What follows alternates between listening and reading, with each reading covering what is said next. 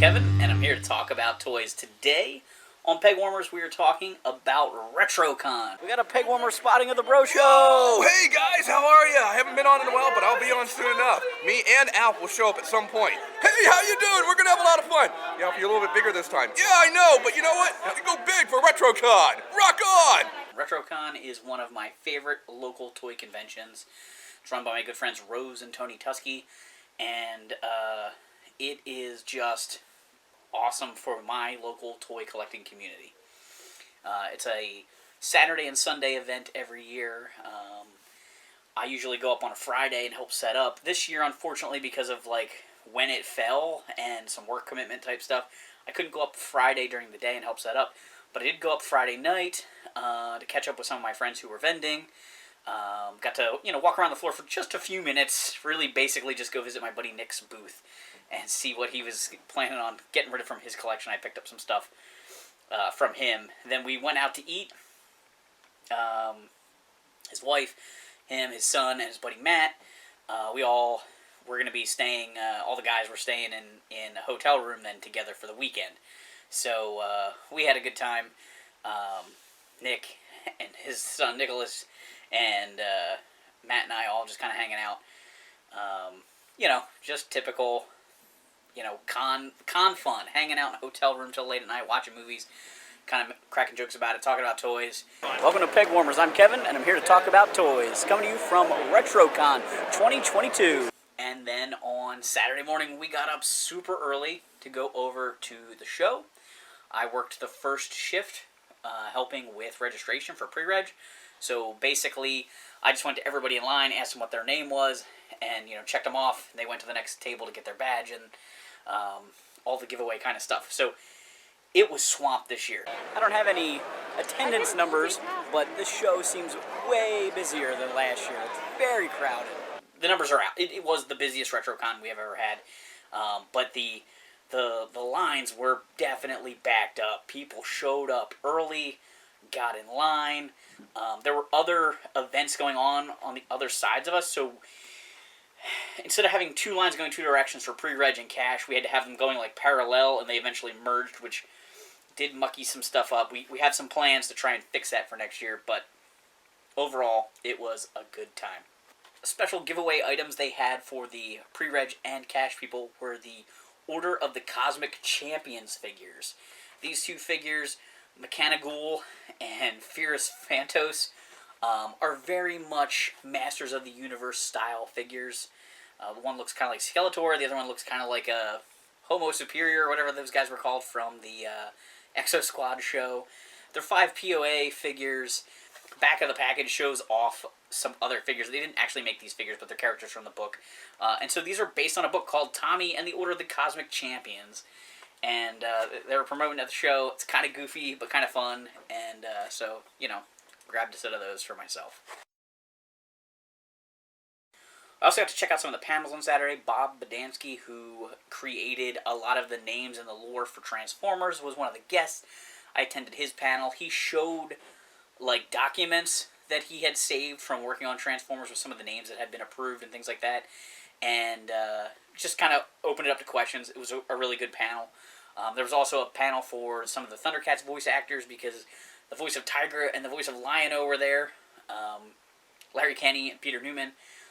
Both guys are awesome. I have met them several times before at Retrocon, and they're always a blast. One of my favorite purchases from Retrocon this year, got this from Ed Rentz, who is a vendor that I buy stuff from a lot, that I'm, I have a relationship with. He's a really good guy. He's actually let me pick it in his basement before, and he's helped me out finding things, that I'm looking for.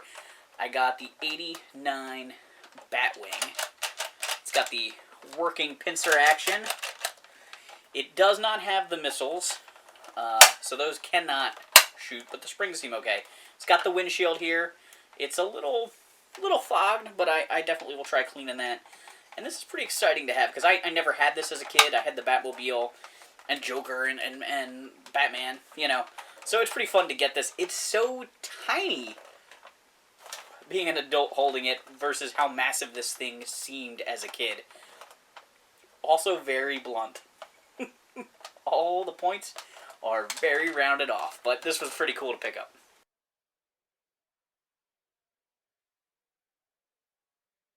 One of the other panels I got to help with was the trivia contest. Every year at Retrocon, they have this awesome trivia contest. One of my favorite things about the show, Mike Bro from the Bro Show, who's been on Pegwarmers here as guests in some of the early episodes, he's always the host of the trivia contest. We pulled together a bunch of prizes. Mike, Tony, Nick, myself.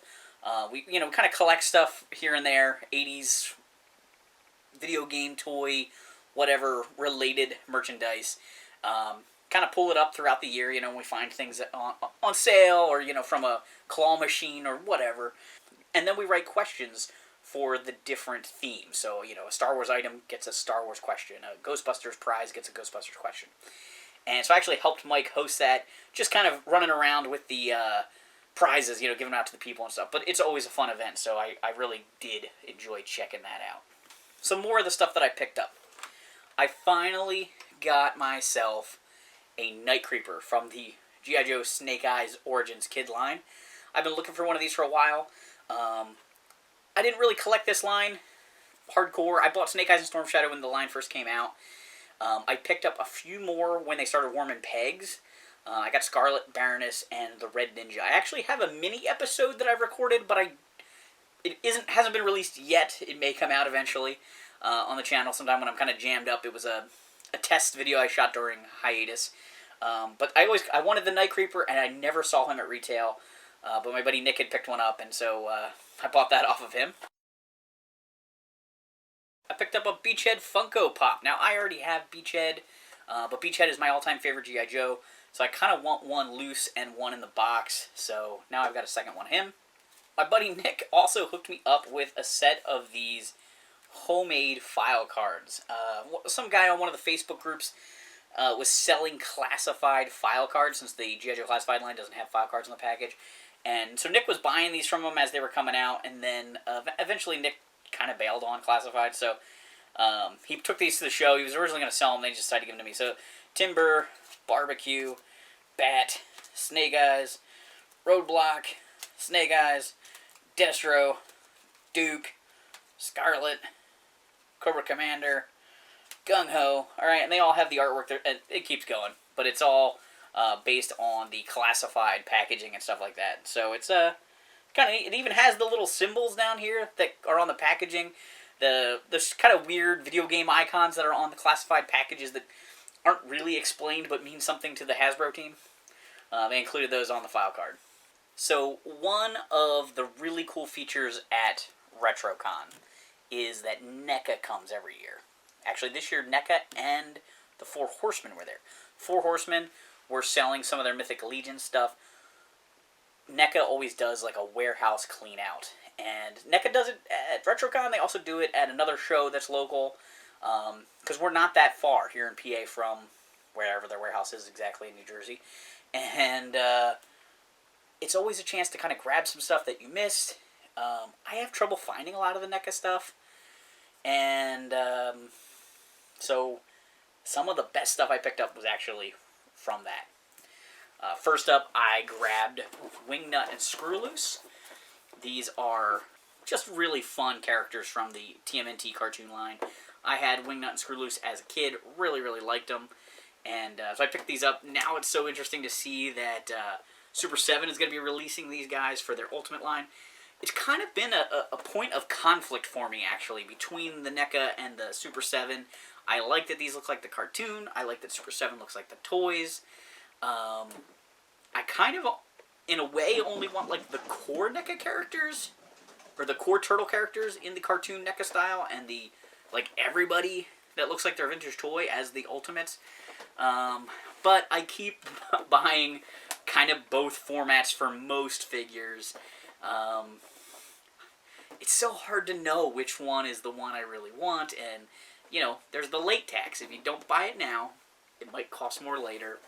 So I picked that up because I hadn't seen them at retail.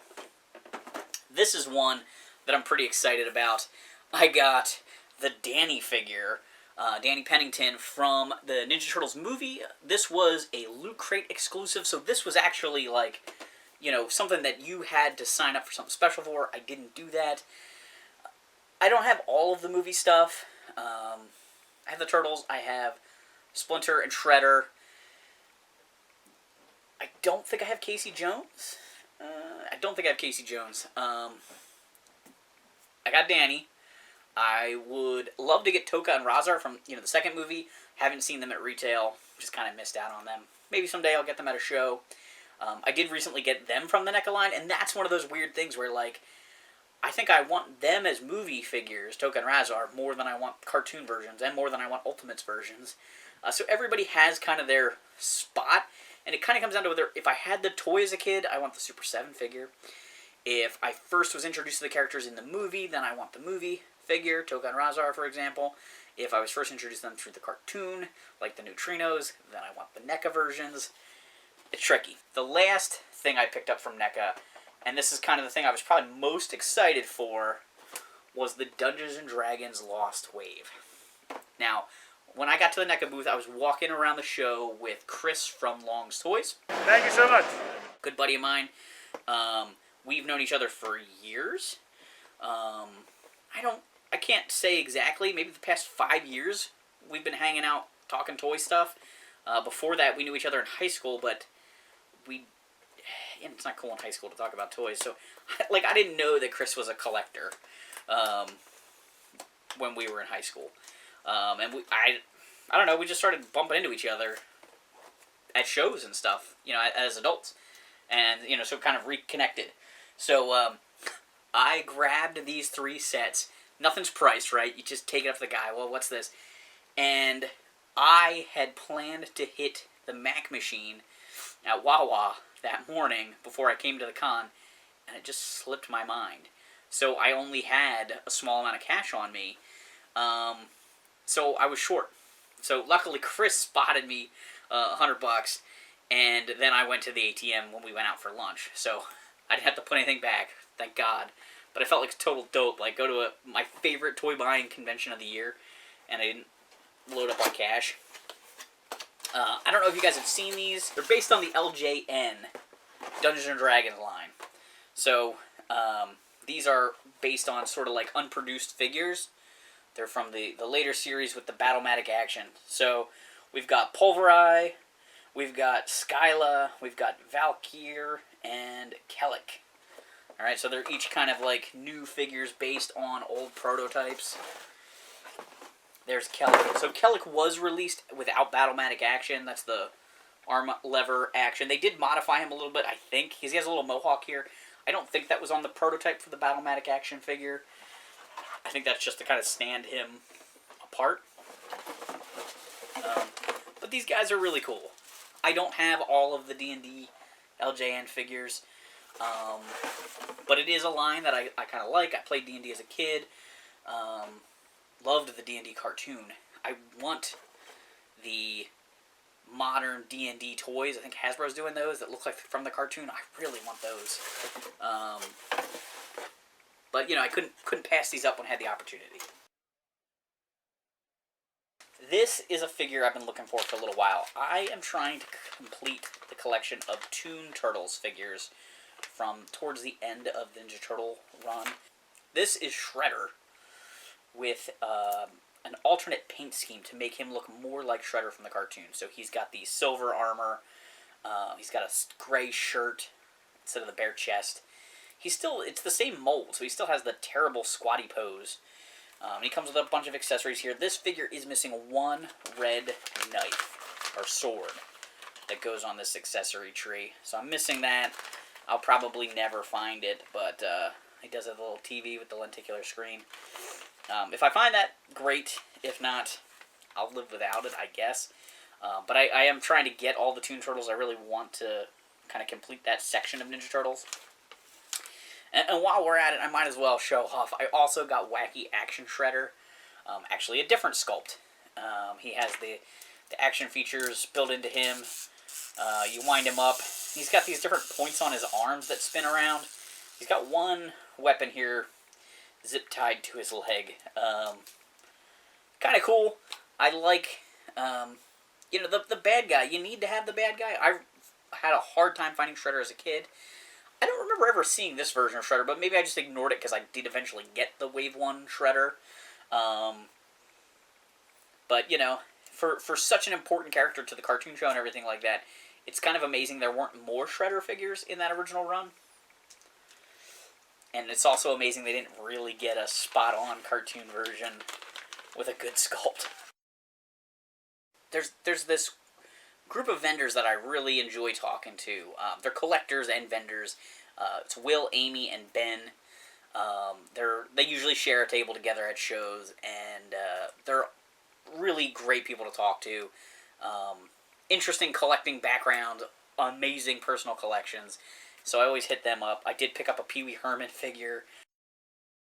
Ricardo, I forget what his name is. I have him carded, but I don't have him loose. So and he was cheap, so I picked him up. It's kind of fun. Amy had him, and then Will had a bunch of really nice G.I. Joes, so I picked up a few of those. I got a Heat Viper from the vintage G.I. Joe collection, and he does have all his little missiles, I believe. And even if he doesn't have them all, he's got a bunch of them, and they're hard to find. And Heat Viper's pretty cool. And he's somebody I don't think I own. Well, I think I have like 2 of him, but I don't think the second one's even complete. So he's like, I like to have a real small army. I'm not a crazy army builder, but I like to have like 5 of everybody. And a lot of the Vipers and Troopers I don't have 5 of. I have 5 Vipers and 5 Crimson Guardsmen and 5 Eels. Like those core 85, probably 5 Blue Shirts. But like the later Vipers, Night Viper, Heat Viper, Frag Viper, those guys, I don't have more than maybe 1 complete and 1 kind of loose incomplete. So if I can find them at a good price, I want to grab them. The other figure that I picked up from Will, I was really excited about.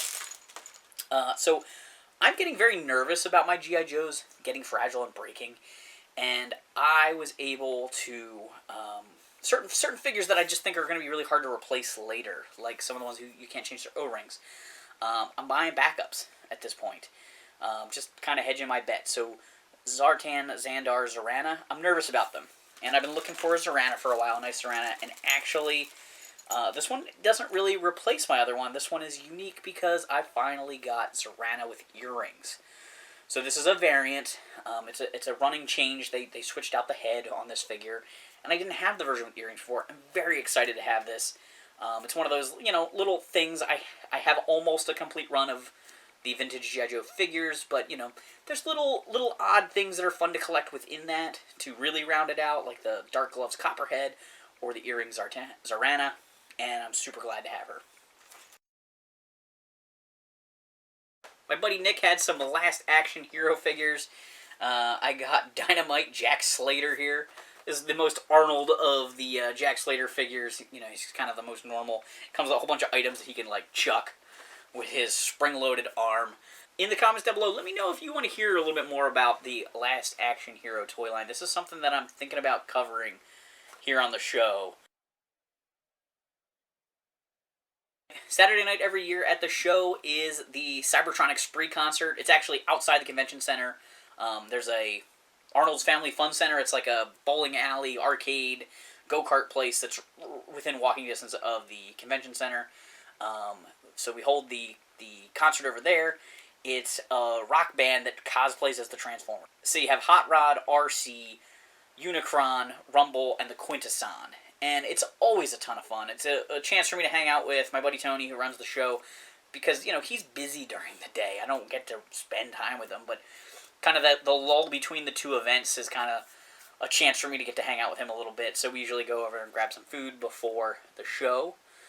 Shout out to everybody that stopped by to say hi during the convention or while we were over there. It's great getting to meet some of the people that watch Pegwarmers. And the concert is just always a blast. That kind of caps off Saturday night.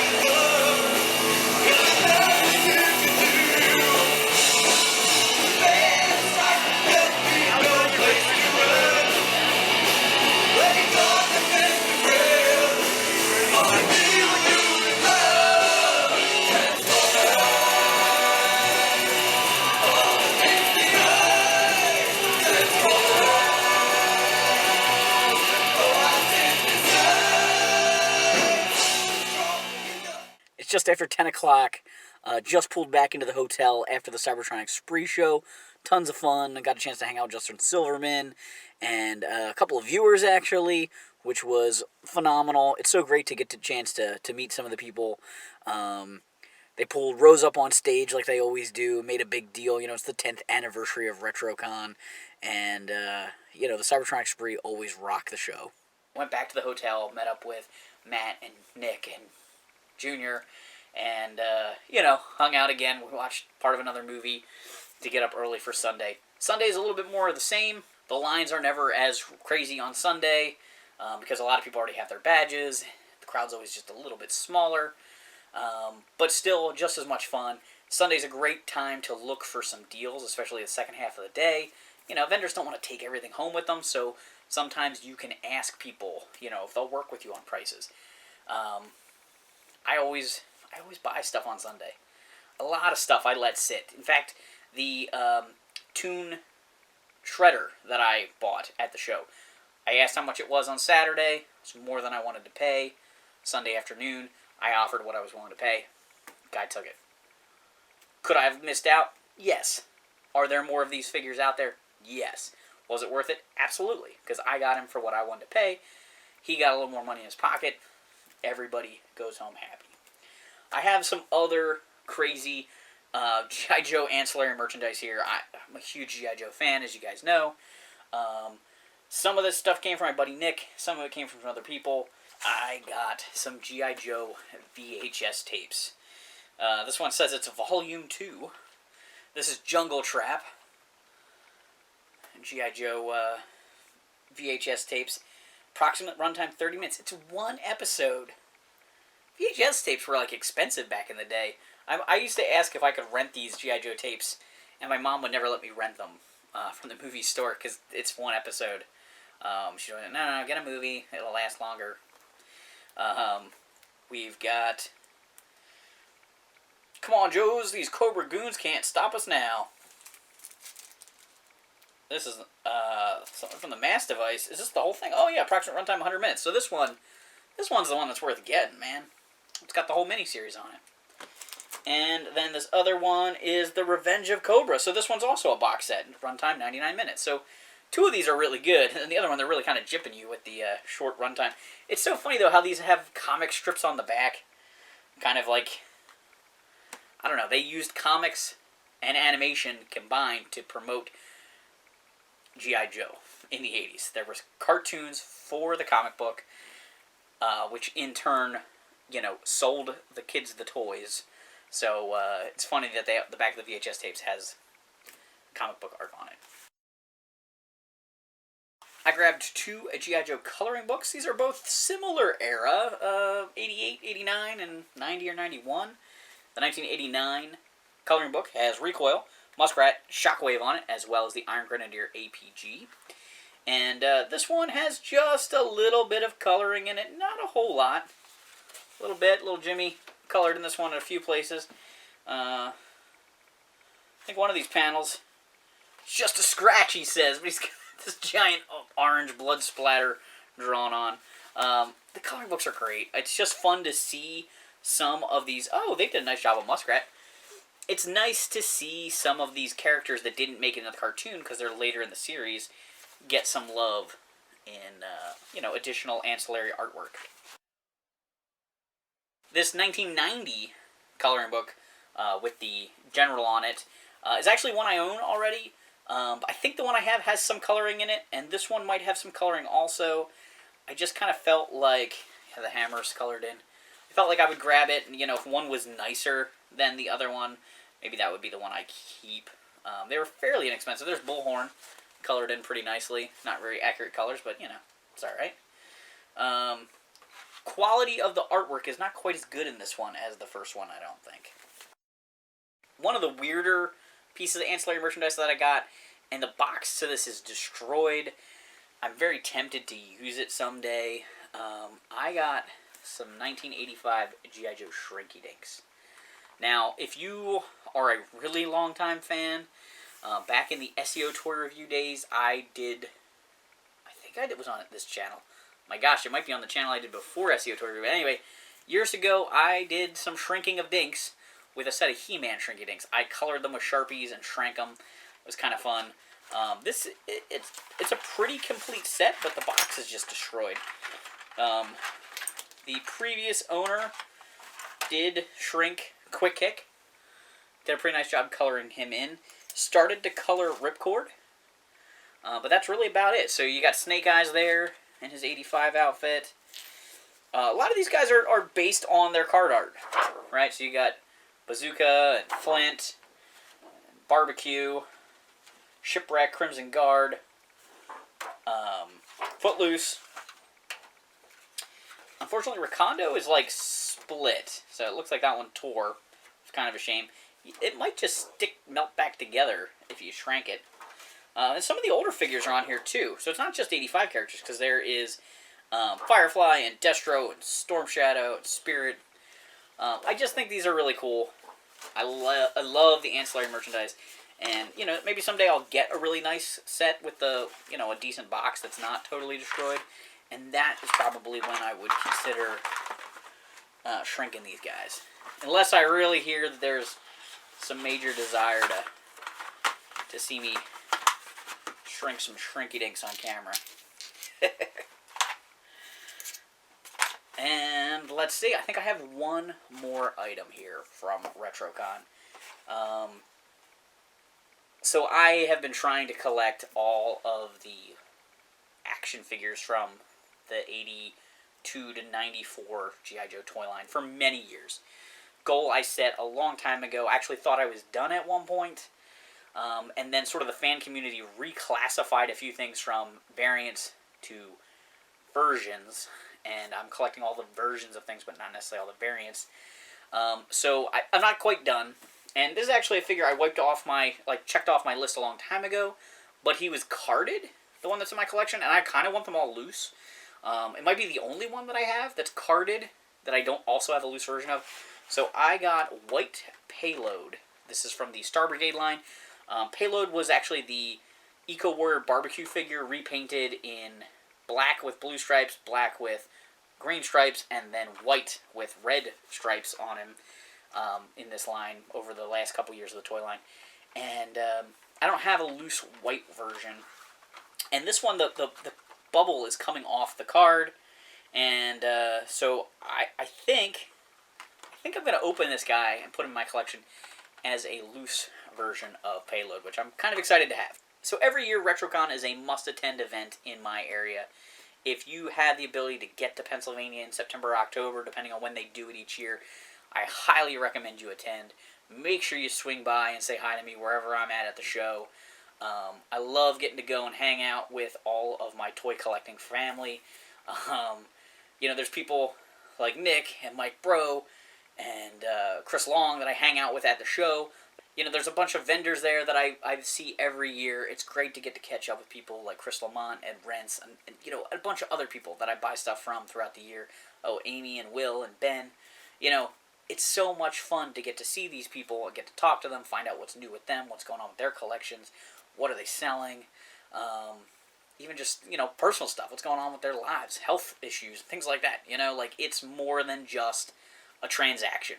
And that's what I love about the toy collecting community that I've built here locally, or that I'm a part of here locally. I shouldn't say I built it, but that has been built around me, or that has formed around me. I love getting to go to these events. I wish I could go to more shows. Life gets in the way sometimes. I have conflicts and things like that. Distance is hard. I wanted to go to PowerCon this year and it just didn't work out. There's a lot of other shows, Joe Fest, that conflicts with a local show every year, a video game show that I help out with usually. So, it's tough. It's tough to get to all these shows, but Retrocon is a never-miss show for me. Thank you so much to Rose and Tony for putting it on every year.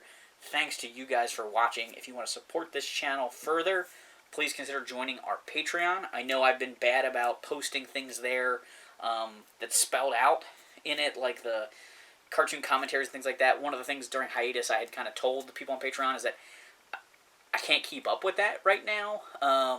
I'm trying to get back to it. I did throw them a few bones here and there with special posts and a special live stream thing. Live streams may become a more common thing that I can do for Patreon. It's hard to, now that I'm editing these videos, it's hard for me to edit this and edit bonus content. We'll see, but I really do appreciate those guys, the constant supporters there, the ones that are on the Discord, extra fun, getting to talk to those guys. So, thanks for hanging on the peg with me.